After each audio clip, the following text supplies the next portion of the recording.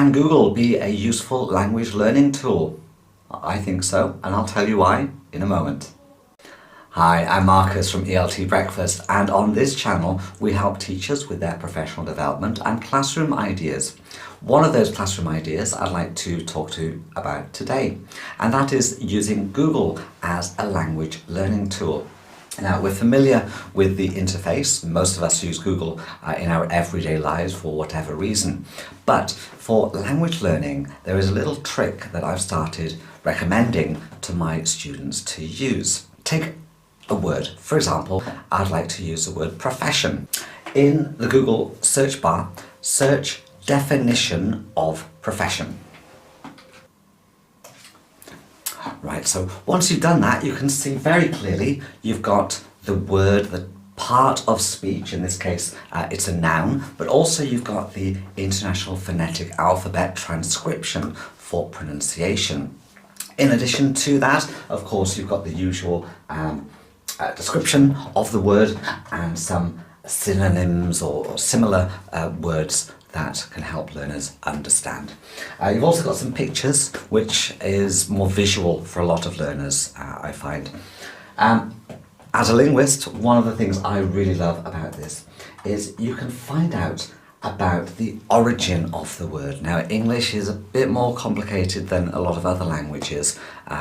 Words come from Old French, from Latin, from Old Germanic as well. So understanding a little bit about where the word comes from can also help with understanding what the word means. So you can see here, profession comes from Latin, and it came into English from sort of religious sense in the Old French meaning.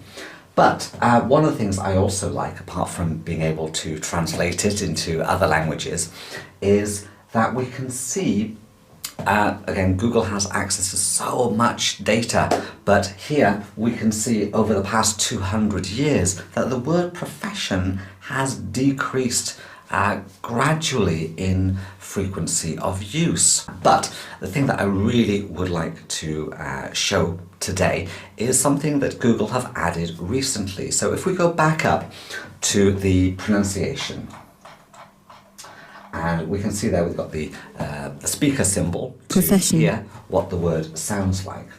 But if you click on it, not only will you hear the word, but it will also reveal a new icon that offers language learners, in this case, the opportunity to learn how to pronounce the word. So if we click on Learn to Pronounce, we can then see that instead of the International Phonetic Alphabet transcription, they've changed it to a much more, in my opinion, student-friendly, more accessible way to view the pronunciation of the word. So they've chopped it up into the syllables, and you notice that the stressed syllable this time is highlighted in bold.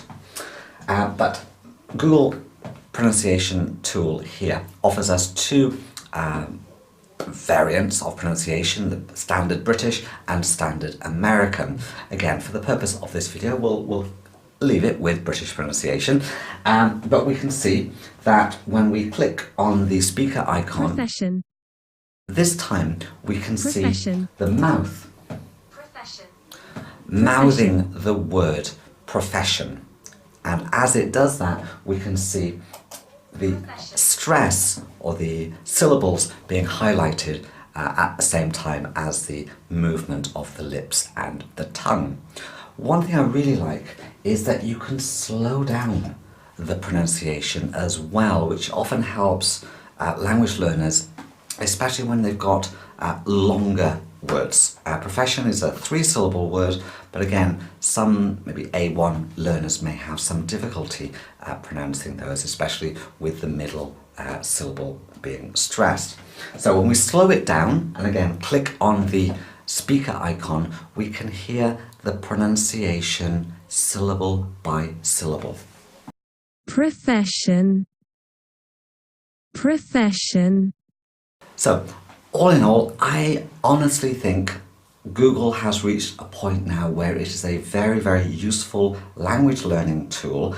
I still would advise students to not rely on Google Translate, but Google definition of the word and how to pronounce certain words are very useful to language learners. They can help students become more autonomous with their own self-study as well. So do let us know in the comments if you recommend Google as a language learning tool to your students, and if not, what do you recommend on the internet?